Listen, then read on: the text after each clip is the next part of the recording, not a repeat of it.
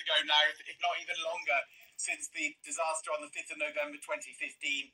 And this case has been acts of the Fundão Dam. Now, this case has been a very long ride. It took 4 years for us to establish the jurisdiction of the English courts, that being established in 2022, when the English courts declared definitively that they were competent to hear the dispute.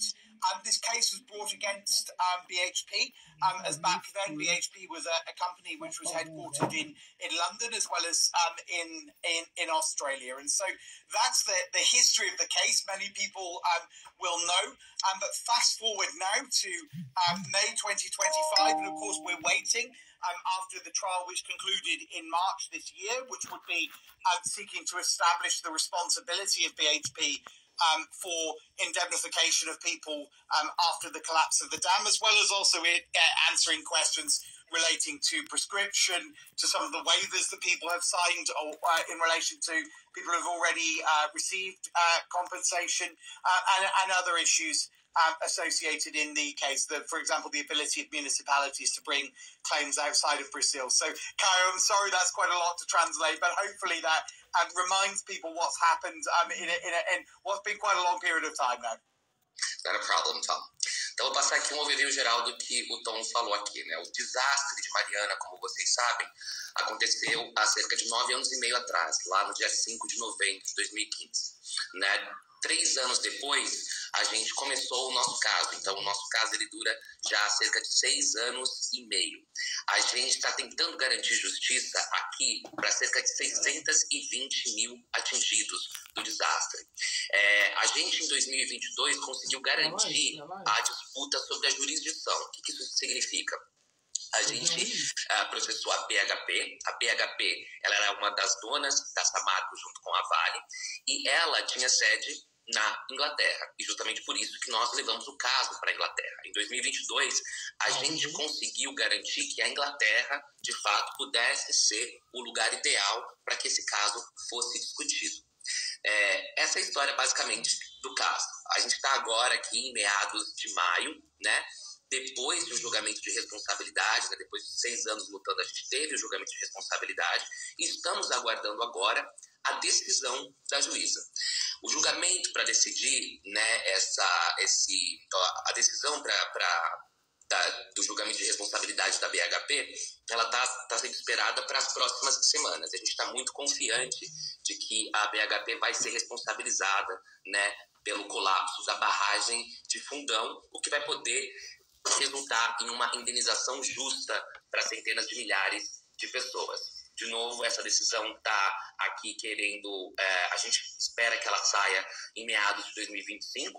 Ela não vai só falar sobre a responsabilidade da BHP, mas ela também fala sobre questão de prescrição, ela fala sobre quitação de válvulas, ela fala sobre a questão de válvulas de quitação, ela fala sobre pessoas que já receberam indenização, se podem receber de novo. Então, tudo isso vai sair nessa decisão da juíza agora. A questão também dos municípios, se os municípios podem litigar fora do Brasil, buscar os seus direitos fora do Brasil. Então é esse o momento que a gente se encontra agora, esperando essa decisão de responsabilidade para as próximas semanas, para que possamos evoluir para a fase de danos, indenização e quantificação.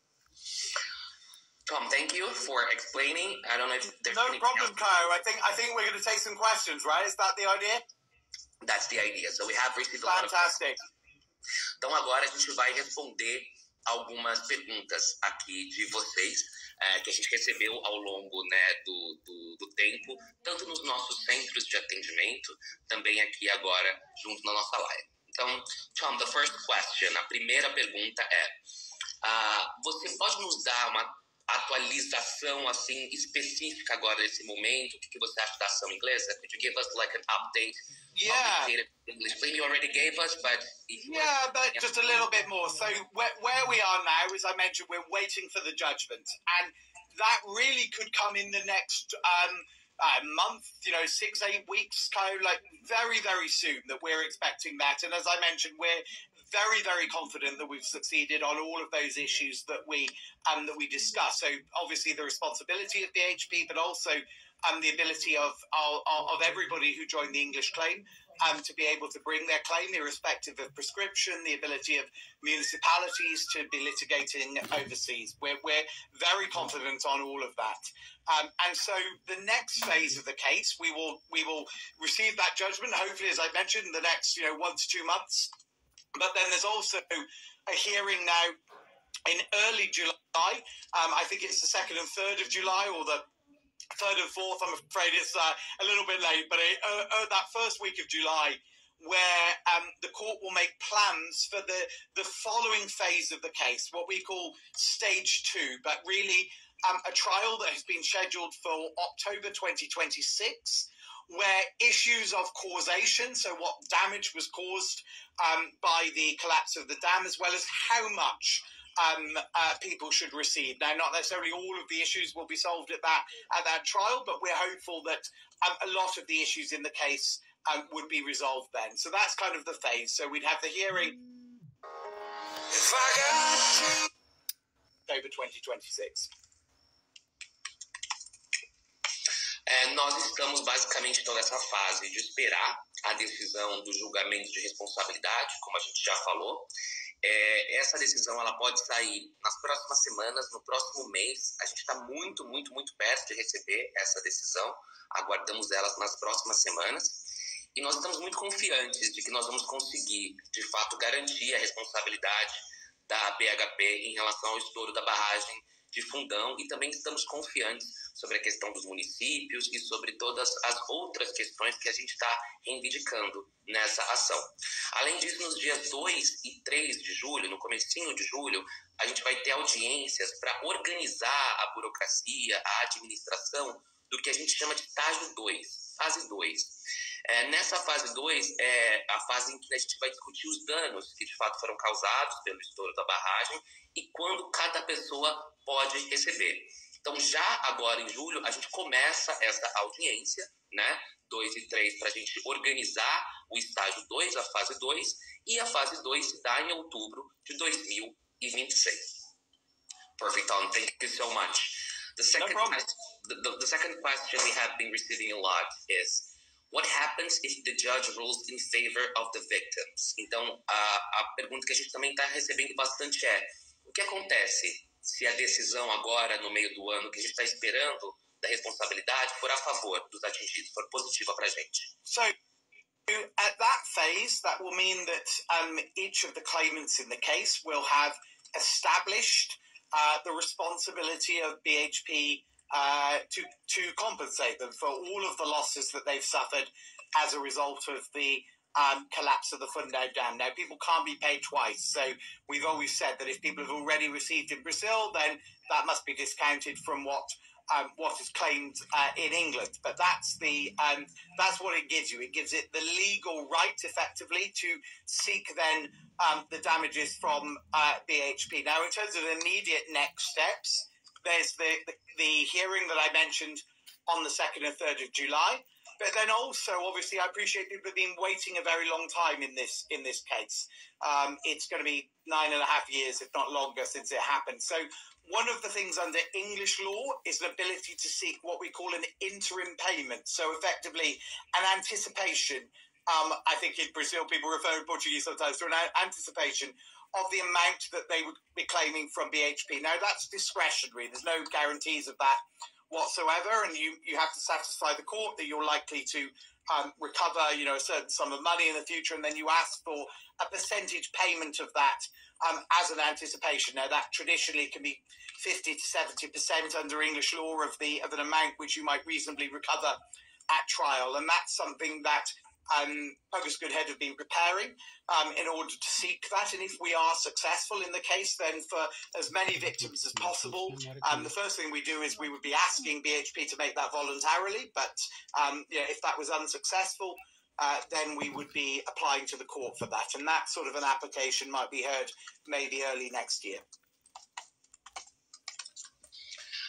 Perfeito. Então, nessa fase, né, se a gente, de fato, tiver uma decisão favorável às vítimas, a gente vai conseguir ter estabelecido a responsabilidade da BHP de indenizar cada um dos atingidos. Como a gente sempre falou ao longo das reuniões para todos vocês, ninguém pode receber 2 vezes pelo mesmo dano. Então, se eventualmente você recebeu algum valor no Brasil, esse valor vai ser descontado da sua indenização do caso inglês Mariana, porque, novamente, ninguém pode ser indenizado 2 vezes pelo mesmo dano. Como a gente já disse, dia 2 e 3 de julho, temos as audiências para organizar a fase 2, que é a quantificação, e a gente entende também que todos vocês estão esperando há quase 10 anos, né, por alguma resolução desse caso, que é um tempo muito longo. Então, uma das coisas que nós podemos fazer dentro da lei inglesa é um que a gente chama de pagamento interino. É como se fosse, aqui no Brasil, uma antecipação do pagamento. Pedir uma antecipação do pagamento, uma vez que a BHP seja considerada responsável pelo estouro da barragem. Não é uma garantia. Essa antecipação ela pode ser de cerca de 50% a 70% do valor inteiro da indenização. Nós, enquanto Pogo Seguridade, estamos preparando esse pedido. É claro que nós esperamos que, com a decisão a favor dos atingidos, a BHP faça isso de bom grado, de forma espontânea, mas caso a BHP não faça isso de forma espontânea e de bom grado, nós vamos fazer essa solicitação à corte desse pagamento interino, dessa antecipação. E isso terá de ser analisado pela juíza. Uma vez que a juíza analise isso e aceite essa antecipação de pagamento, a gente pode estar olhando para pagamentos até o final do ano, no começo do ano que vem. Mas lembrando novamente que isso é um pedido que o Pogo Security Head vai entrar nesse momento e não uma garantia de fato. Perfect, Tom. Many people are also asking, and I don't know if you could give us a light on that, why could the compensation awarded in England be higher than the 35,000 offered through the PID in Brazil? Então, muitas pessoas estão perguntando aqui também, né, se as indenizações na Inglaterra elas podem ser maiores do que os 35 mil oferecidos pelo PID aqui no Brasil e por que elas podem ser maiores? So it's a really good question in relation to that. Now, the 35,000 is something which is offered as a fixed amount in Brazil. People have quite minimal standards of proof, and then they receive a fixed amount if they can satisfy those basic criteria. Now, in England, if this case were to proceed to that trial that I was talking about in October 2026, then there is no fixed amount. Damages are individualized, so people are able to present, obviously in court, given the opportunity, their own individual losses. And so, Kyle, there's a tool people will have seen where we were giving indicative values earlier this year, and that was based on two things. One, the losses that people declared to us. So when people filled in questionnaires in 2018, 2019, or in 2022, 2023, and what people presented as a value or the things that they indicated that they'd suffered. And then we also used a matrix that was developed by the Fundação Getúlio Vargas, by FGV. Now, that's one of a number of different ways that people have proposed. That was a matrix that was endorsed by the Public Prosecutor's Office here in Brazil. And if this proceeds to trial in England, then obviously we will seek the highest amount possible for people, right? So that's using the FGV matrix or other matrices that might be argued for together with interest and with inflation. Now, the PID is a fixed amount. It's something where you receive that amount and then you're done. There's no individualized assessment of damages. Now, we've always said people must make their own individual choices as to whether or not that they would want to enter something like the PID or whether they prefer to continue with the English action. Now, obviously, we believe very strongly in the case. In England, we believe we're going to be successful, and we believe that the process in England offers the chance really to seek the best indemnifications for people possible. Perfeito. Então, o que o Tom está dizendo aqui é que os 35 mil reais oferecidos no PID, que é o Programa Indenizatório Definitivo, é um valor fixo, certo? As pessoas que têm comprovação mínima, que elas se encaixam naquele critério específico, nos critérios específicos que foram colocados ali, são critérios básicos, ela vai garantir, então, esses 35 mil reais fixos que o PID oferece. Se nós, na ação inglesa, seguirmos para a fase 2 do julgamento, que é essa fase de codificação das indenizações, lá em outubro de 2026, os valores eles vão ser analisados de forma individualizada. Ou seja, o que isso quer dizer? Cada atingido, cada pessoa vai poder reclamar o valor de indenização de acordo com as perdas específicas que sofreu. Cada pessoa sofreu um tipo de perda, portanto, cada valor pode ser individualizado e único. Inclusive, nós disponibilizamos uma ferramenta no portal do cliente para que você pudesse verificar uma estimativa dessas indenizações. Como é que nós calculamos esta estimativa das indenizações? A gente fez essa estimativa através da declaração de perdas que vocês apresentaram, né, o que vocês nos apresentaram como perdas que sofreram por conta do estouro da barragem, por conta do desastre, e também através da utilização da matriz da FGV, da Fundação Getúlio Vargas, um instituto de pesquisa muito respeitado no Brasil e no mundo. Inclusive, essa matriz ela foi até endossada pelo Ministério Público. Então, cruzando esses dados entre os valores que vocês declararam que perderam para a gente, mais essa matriz, a gente conseguiu criar uma estimativa de valor que vocês podem verificar no portal do cliente. É justamente esse valor, que pode ser o máximo possível, que a gente vai reclamar para vocês na Inglaterra. A gente vai atrás do maior valor possível na ação inglesa, de acordo com as perdas que vocês sofreram, diferentemente do PID, que é um valor fixo. É claro que as pessoas, nesse aspecto, vocês que estão nos assistindo aqui, precisam fazer uma decisão que seja melhor para a realidade de vocês, né? Se querem aceitar o PID, se querem continuar na ação inglesa, isso é uma escolha individual que deve ser pensada com muito cuidado por cada um de vocês. É claro que nós dizemos que estamos muito confiantes na ação inglesa, muito confiantes na decisão que vai comprovar a responsabilidade da BHP pelo desastre e que vamos tentar, é claro, o maior valor para vocês possível na ação inglesa. E uma vez que isso seja feito, os valores poderão ser pagos a vocês no devido tempo. Perfect, Tom. The next question, I think it's really important and it has been coming up a lot. Can someone who accepted PID still take part in the English claim? Então, a próxima pergunta eu acho que é muito importante, que é, se você aceitou o PID, você pode continuar na ação inglesa? So, well, look, once the PID is signed, whoever signed that will be agreed to a release, and they're going to be agreed to a waiver as well. So people are receiving compensation, and they waive the right effectively to pursue any further damages, including specifically through international actions. Now, Samalco, through its lawyers, has already said that they'll present the release to the English court, or BHP would present the release to the English court as an argument that they would use to say anyone who has received the PID should be withdrawn from the lawsuit. Now, ultimately, that would be something that would be argued in the English courts, but nobody should be under any illusions, right? If you sign that, it's almost certain you're going to be out of the English lawsuit, right? And that's basically, you have to make a decision. You can't have it, you probably can't have it both ways.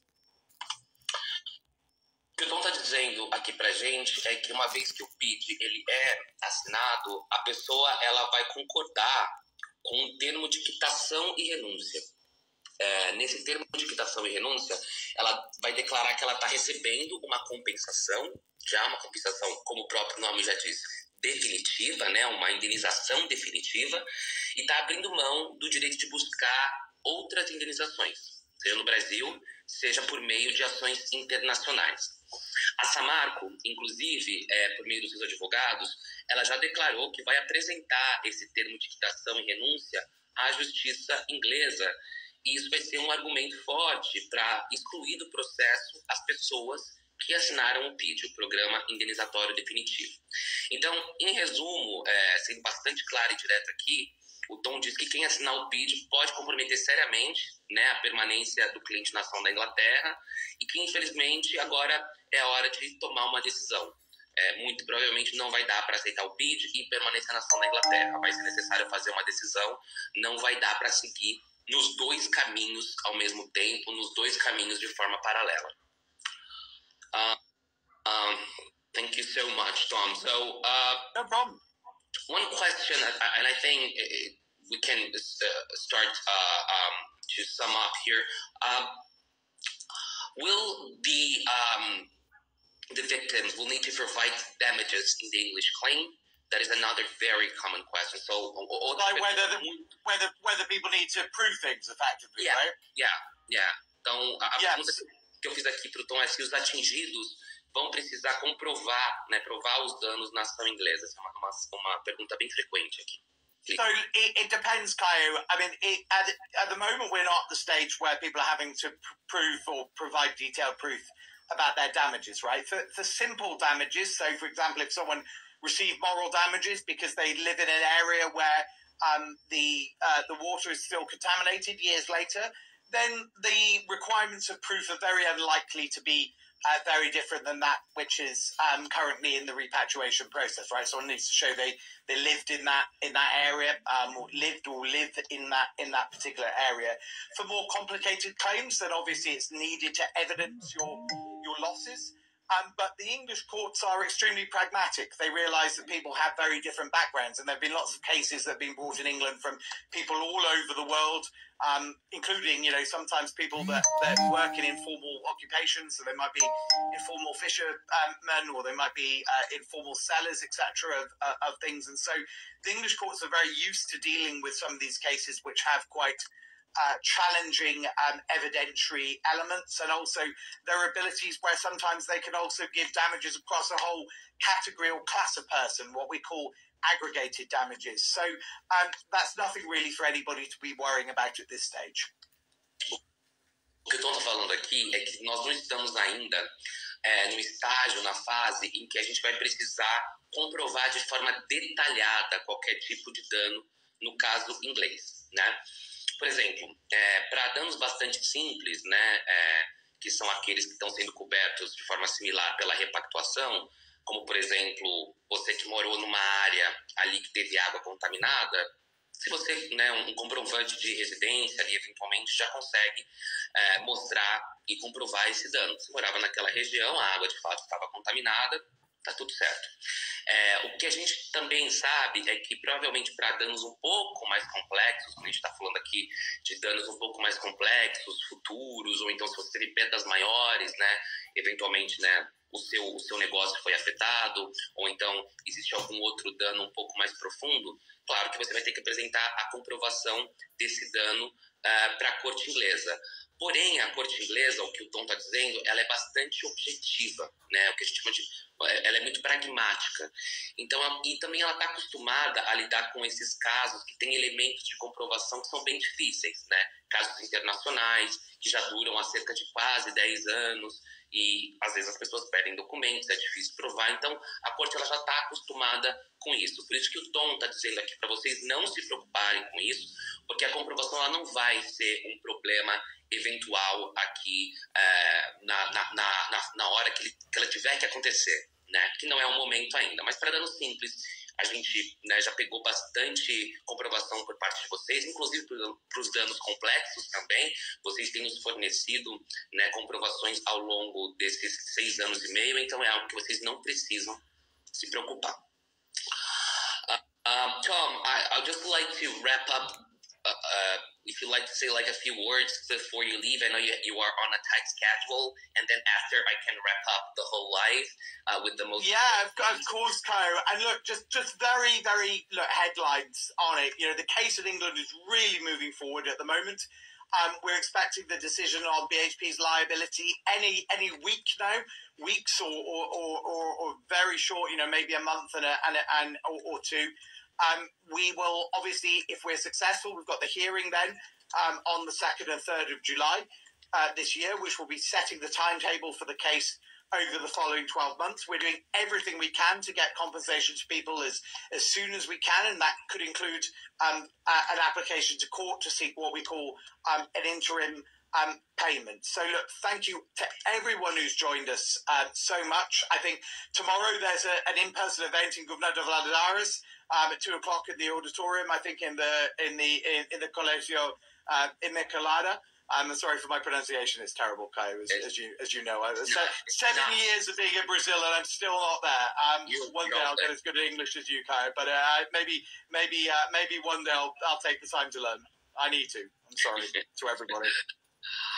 O que o Tom, então, está falando aqui para a gente, né, seguir aqui para o finalzinho dessa live aqui de sexta-feira, é que o caso na Inglaterra está de vento em popa. A gente está, de fato, andando muito bem com esse caso. Estamos bastante confiantes nessa decisão de responsabilidade da BHP, que sai agora nas próximas semanas. A gente acredita no máximo em 1-2 meses. Essa decisão já está em nossas mãos. A gente está muito próximo de conseguir essa decisão de responsabilidade da BHP.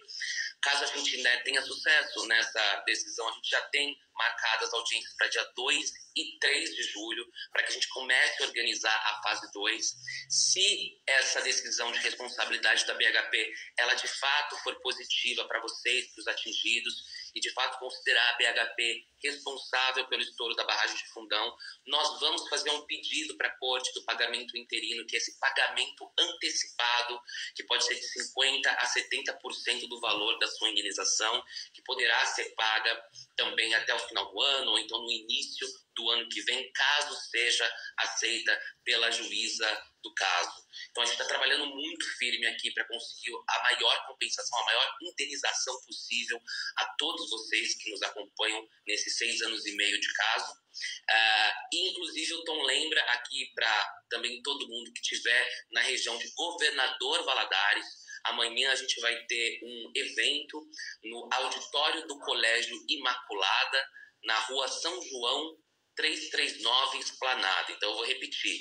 Se você é da região de Governador Valadares, amanhã, sábado, às 2 da tarde, teremos um evento com advogados do Paul West Goodhead e também com advogados parceiros brasileiros aqui do escritório Paul West Goodhead, no auditório do Colégio Imaculada, na rua São João 339,